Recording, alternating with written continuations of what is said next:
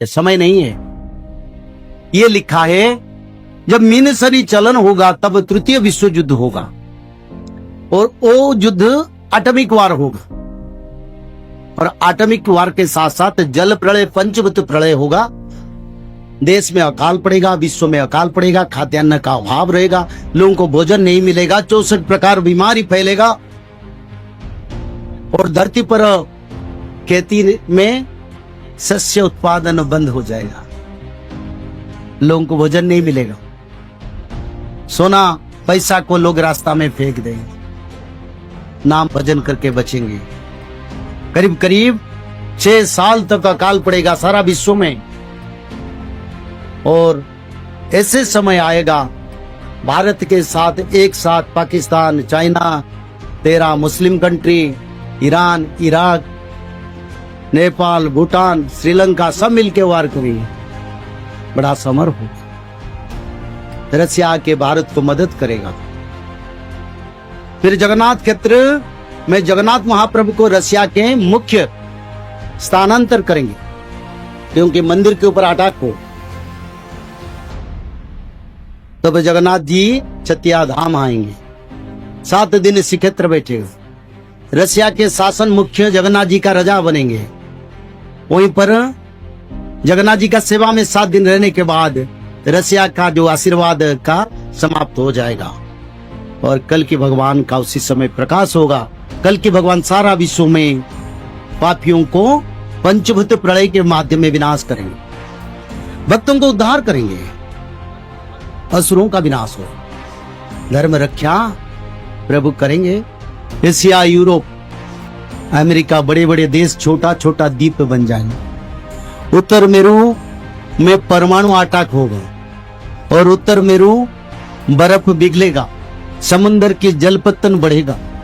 America जैसा देश छोटे छोटे द्वीप बन के रहेंगे, भारत सबसे बड़ा देश बनेगा। एक समय होगा भारत पर परमाणु सभी देश मिलकर गिराने के लिए प्लान अभी तो किए और गिराएंगे। प्रभु परमाणु शक्ति से भारत को रक्षा करे।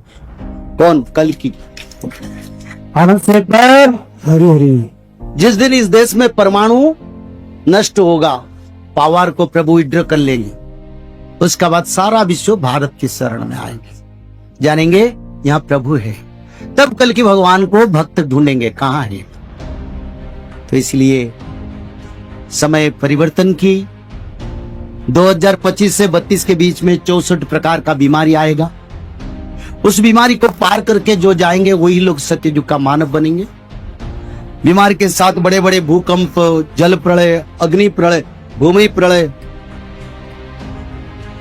अंतरिक्ष से बार बार एस्टेरॉयड आएगा, इतना पवन बहेगा, बड़े बड़े इमारत, पहाड़ियां भी आसमान में तैरेंगे, समुद्र बार बार किनारे लंकर आके मनुष्य सभ्यता का नष्ट करेगा, भक्त लोग रक्षा होंगे। 16 मंडल का गठन हो चुका है। 16 मंडल, कल की भगवान का मंडल, 16 मंडल भक्तों को कल की रक्षा करके फिर सत्ययुग को निर्माण करेंगे। इसलिए जो लोग सत्ययुग को जाना चाहते हैं, अब समय नहीं, किसी का बात में मत सुनो, समय को परखो क्या हो रहा है।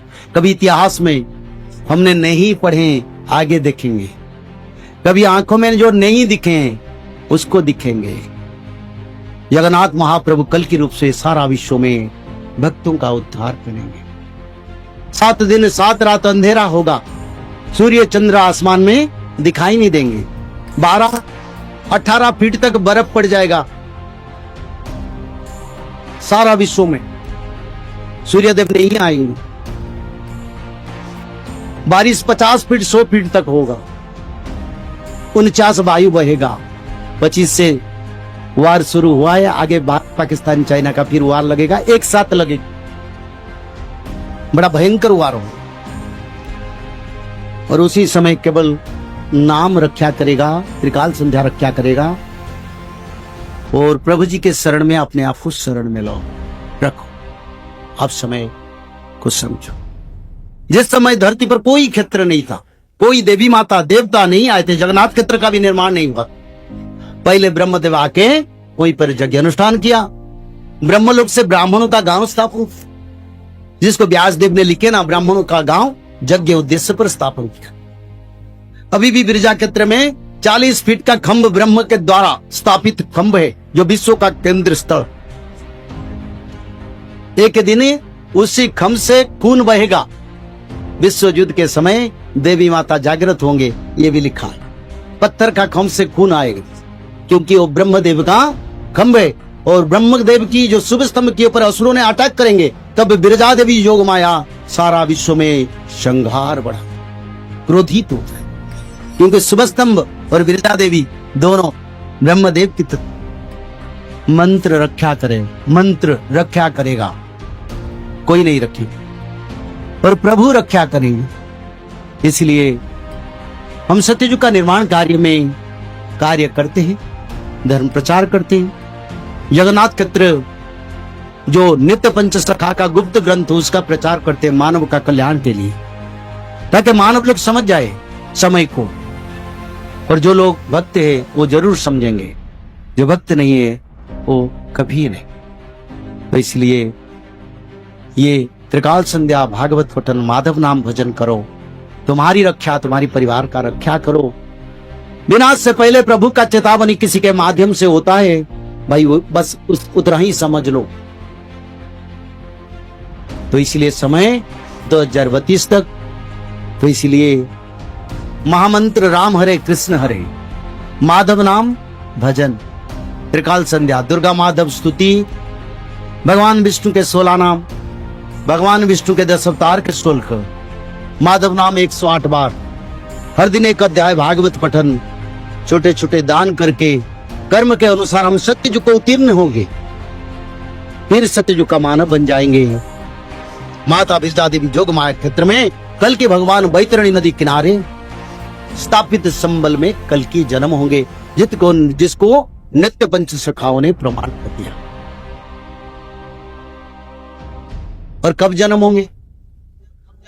जब जगन्नाथ जी के ध्वजा गिरेगा, तब जानो कल की अवतार हो गए। जब भारत के अंतिम प्रधानमंत्री रहेंगे, जगन्नाथ क्षेत्र में अंतिम राजा रहेंगे, उसी समय कल की भगवान का जन्म हो चुका हो।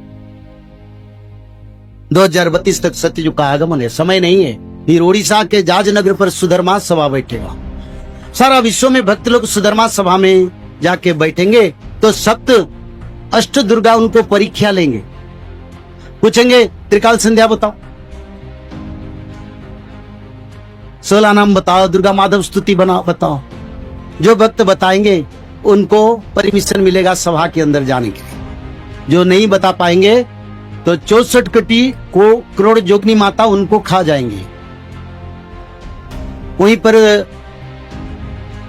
60,000 साधु संतों का परीक्षा हो, भक्तों का परीक्षा हो, और जो भक्त है उनको परमिशन मिलेगा सुधर्मा सभा में भगवान कल्की के साथ, ब्रह्मदेव शंकर भगवान अष्ट दुर्गा के साथ, नारद महामुनि 33 करोड़ देवता के साथ बैठ के प्रभु जी के दर्शन, और सत्ययुग का पहला सभा बैठेगा।